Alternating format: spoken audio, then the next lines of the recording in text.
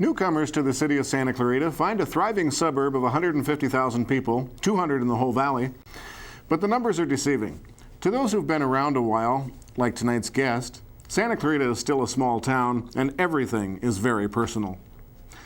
I'm Leon Warden and this is Legacy, Santa Clarita's Living History, brought to you by the Santa Clarita Valley Historical Society, the SCV School and Business Alliance, and Valencia Bank and Trust. Tonight's guest really needs no introduction, although there may be a few things you don't know about her. The longest-serving member of Santa Clarita's original 1987 City Council and an ardent community volunteer before that, she's known as Santa Clarita's Mayor Emeritus. Of course, I'm talking about Jo Anne Darcy. Welcome to the show. Thank you. I think. We'll have a lot of fun tonight, yeah, but let's go way back. Oh, way back. Dredge up some really old stuff and go back to, let's say, the 1950s. You spent 15 years just about at TRW, didn't you? Mm-hmm. 14. 15 in 14. The 50s and 60s. Right. What'd you do there? Well, we started out with different things. I started when it was Pacific Semiconductors in Culver City. Then it was moved out to Torrance and El Segundo and Lawndale. And they put up 3 new buildings, separated the divisions, and I went with the semiconductor division and the electronics division at various stages in that job. Did you make semiconductors? Mm-hmm. Yeah? I could make them, sure.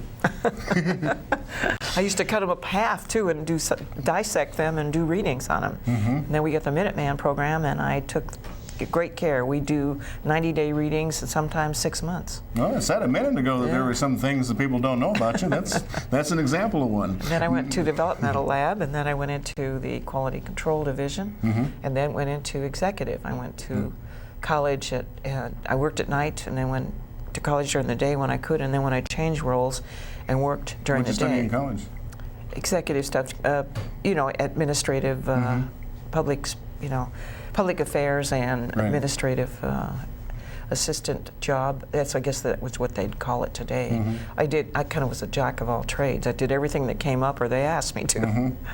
Now you did that until, now 1966, something happened and that kind of changed your life, I guess you could say. Actually the end of 65, well, actually in May, the end of May in 65, my husband had a major heart attack.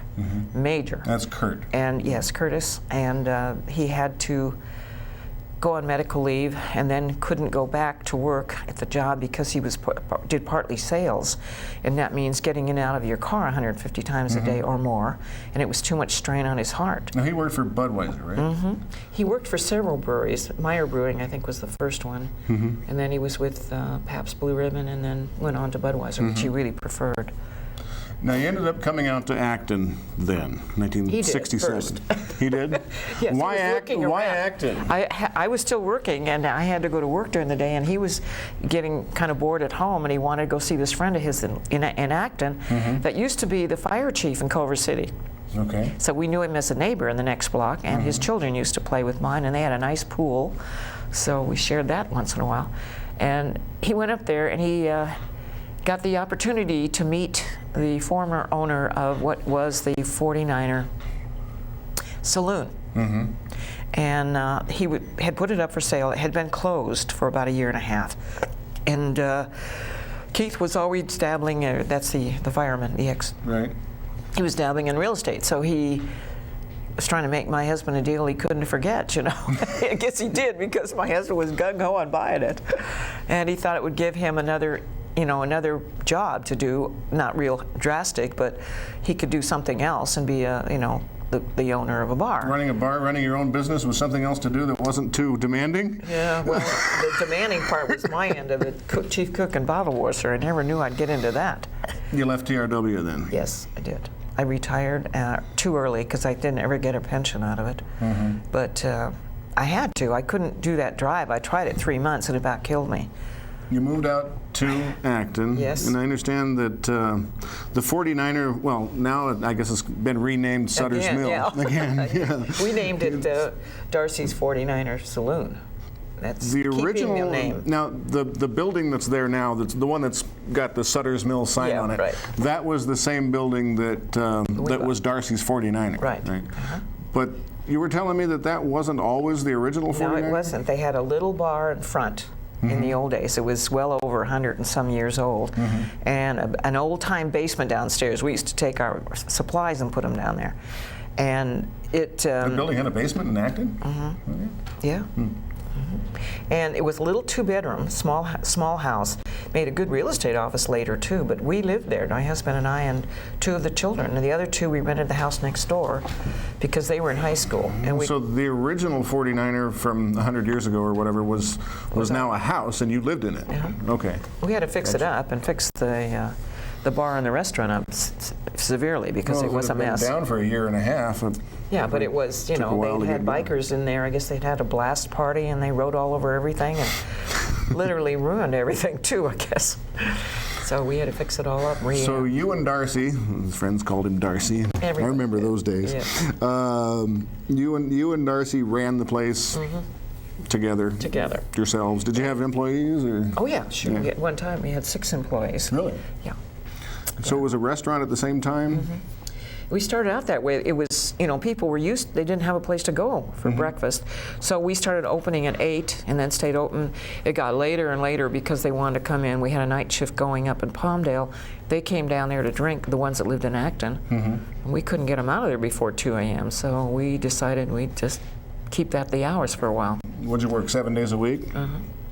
Although we did start out keeping it closed on Monday so I could clean, you know, I'd scrub that big floor and do the catch-up work and clean out that big vent over the grill, which I did by hand. You remember some of the customers?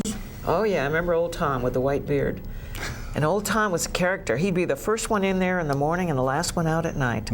And he must have drank 50 cups of coffee a day on me.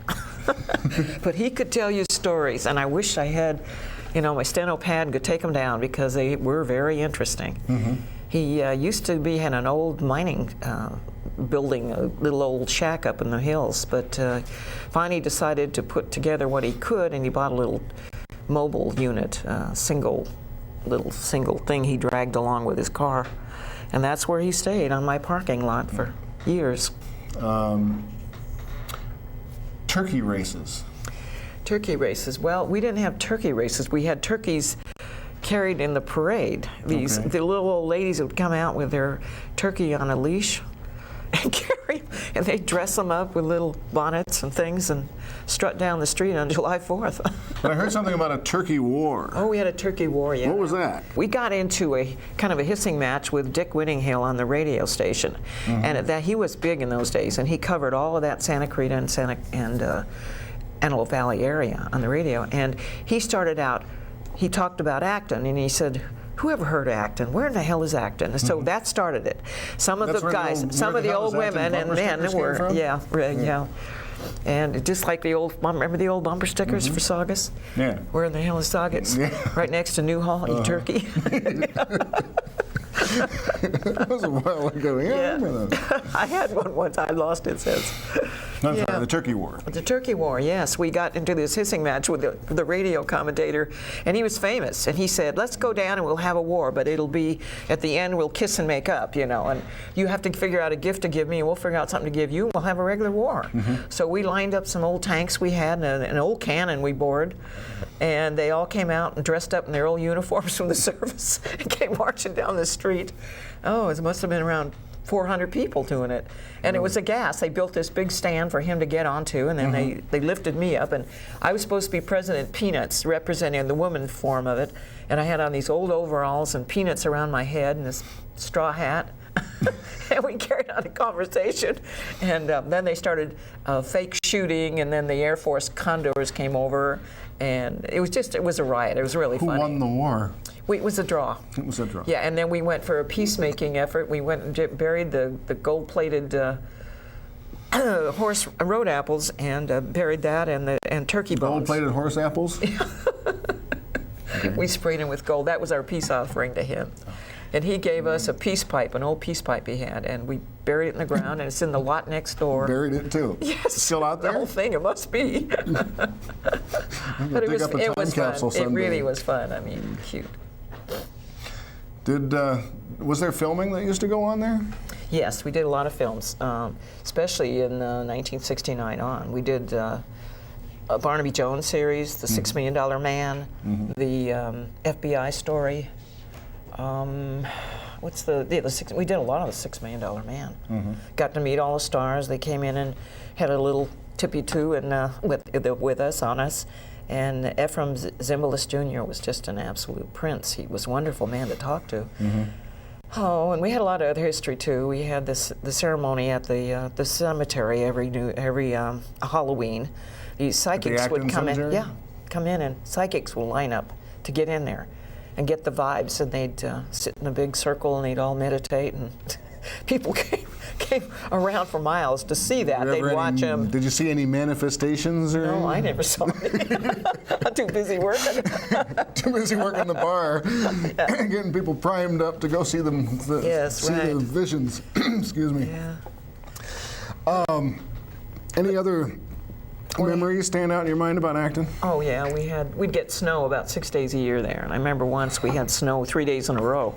And we couldn't get in or out, and everything was blocked off with the snow. We had the best poker game going you ever saw. Now, was Acton considered more Santa Clarita or more Antelope Valley? Well, it was both. At that time, it was considered part of Santa Clarita Valley.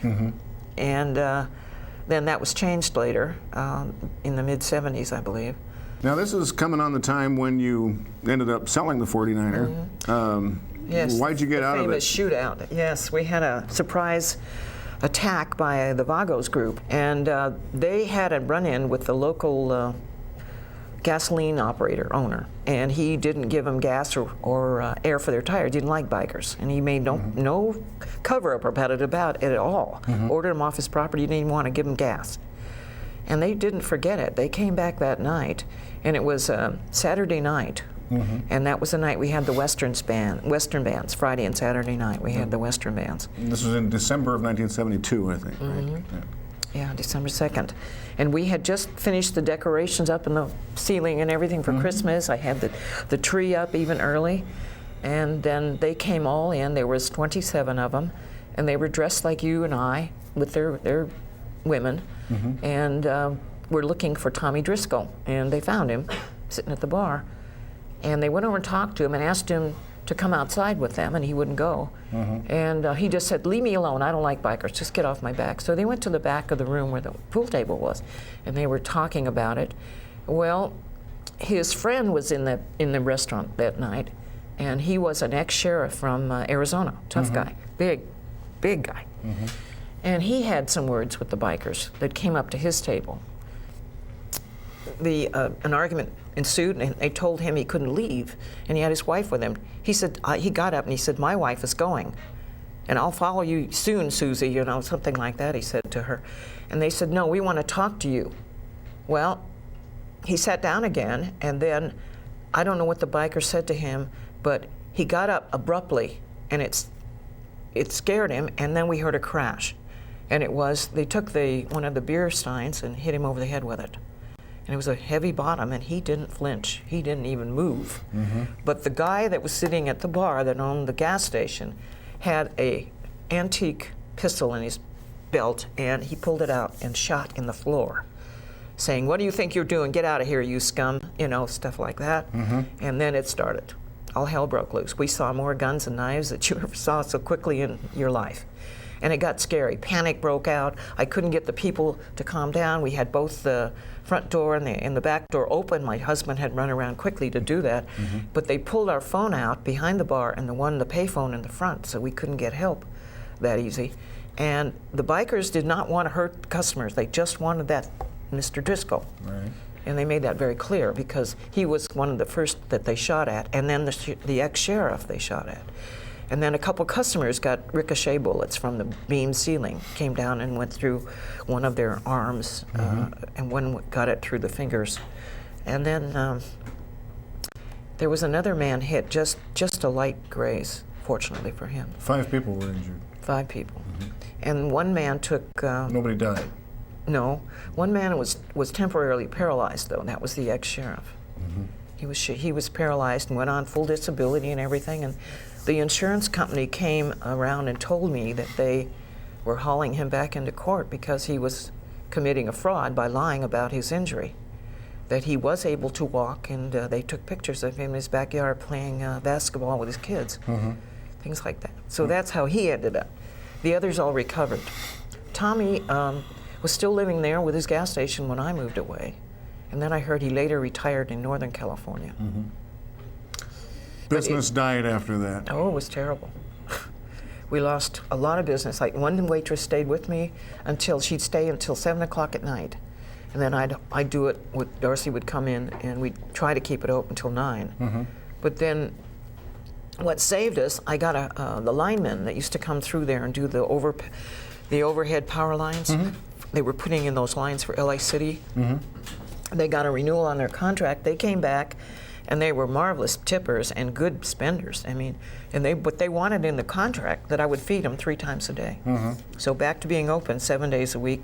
And they could party half the night too after they got off work and get up in the next morning at 5 and feel great. I don't know how they did it.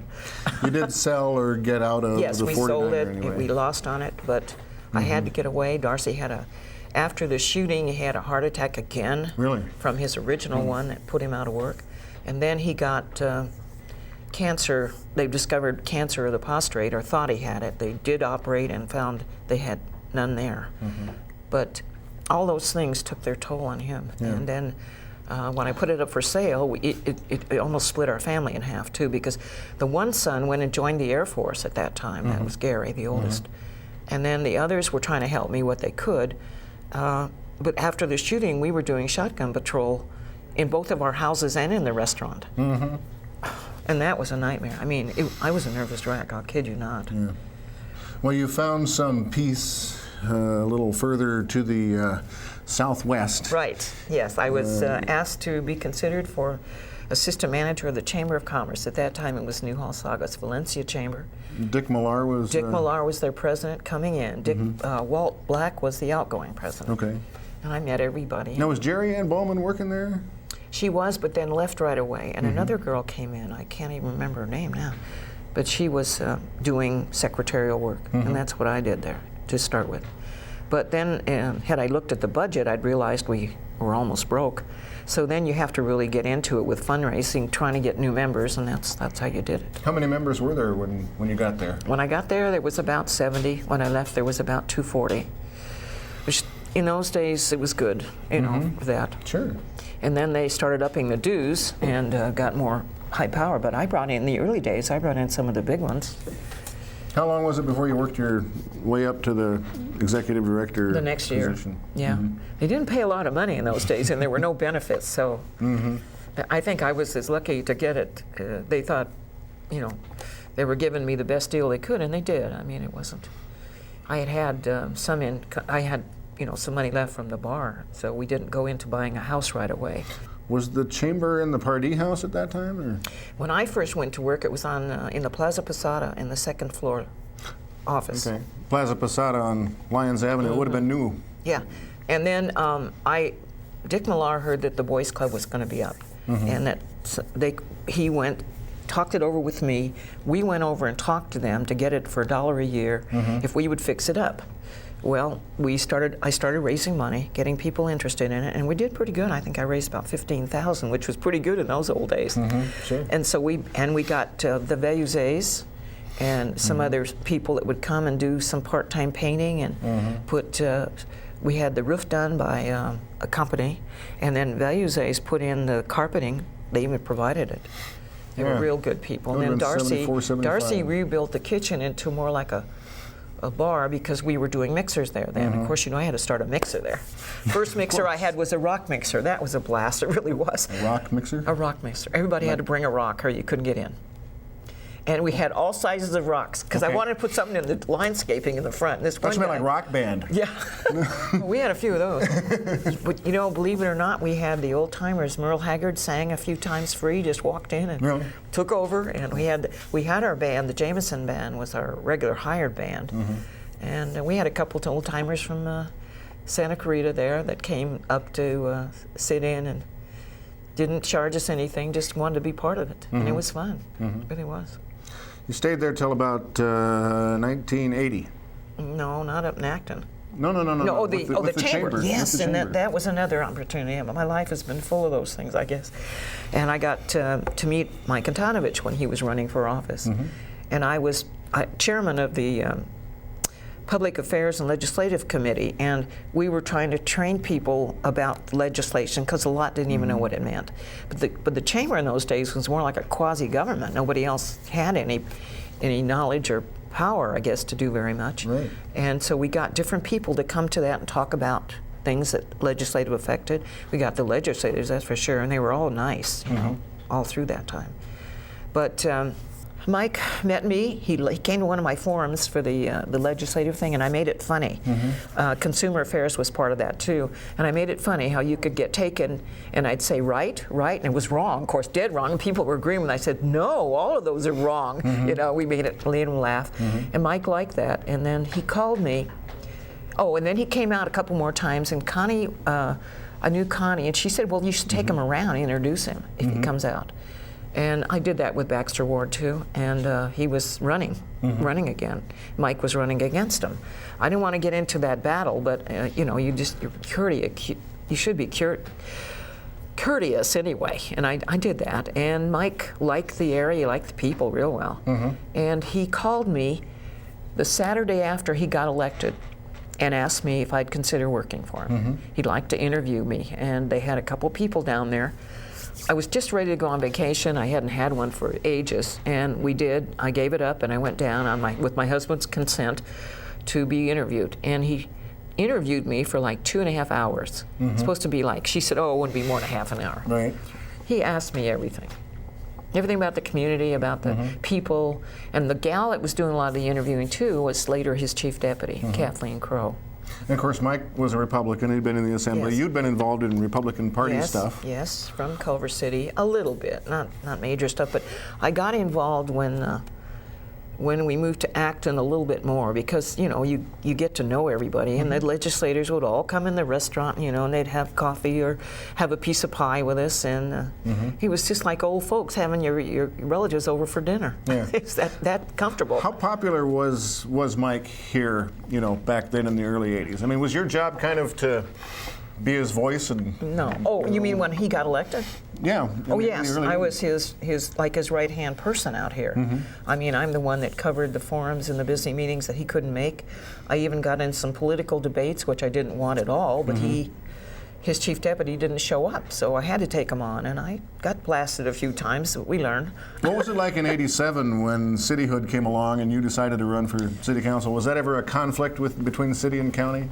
Not really. Mike was pretty good about that. He believed in self-government, and he didn't stand in our way, although I can tell you that LAFCO did.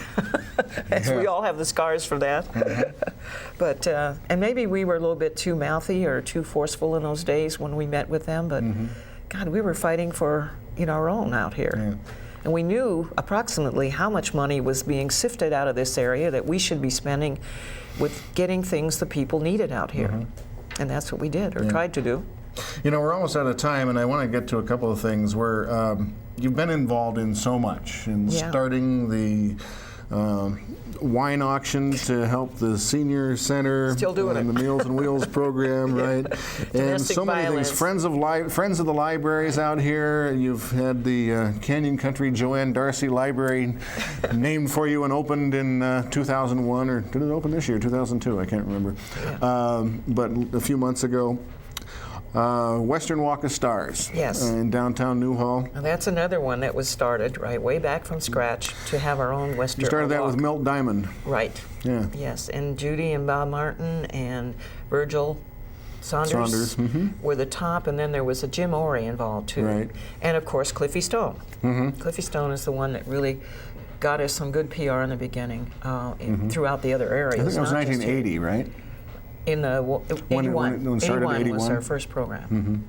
And a predecessor to that was what Dick Millar started in 1977. He had Western lunches. And that started, we got to meet the old-time stars, and they were old-time stars out here. And so we invited some of them back to the Walk of Stars, and they loved it. And you've had everybody from Bill Hart to John Wayne and Roy Rogers in the street on San Fernando Road, and now Jo Anne Darcy in 2001 got your own plaque for Lifetime Achievement. Lifetime Achievement, not because I'm a movie star. Thank goodness. But kind of a capper on a long history of community service to this valley.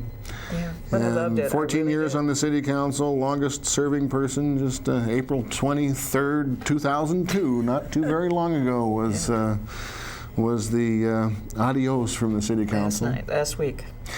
It's time to say goodnight. For Legacy, Santa Clarita's Living History, I'm Leon Warden. Thank you. So many emotions have passed through my life. So many tributes I've been given. Not deserving, I don't think, but I have been a part of those organizations and those things that happened.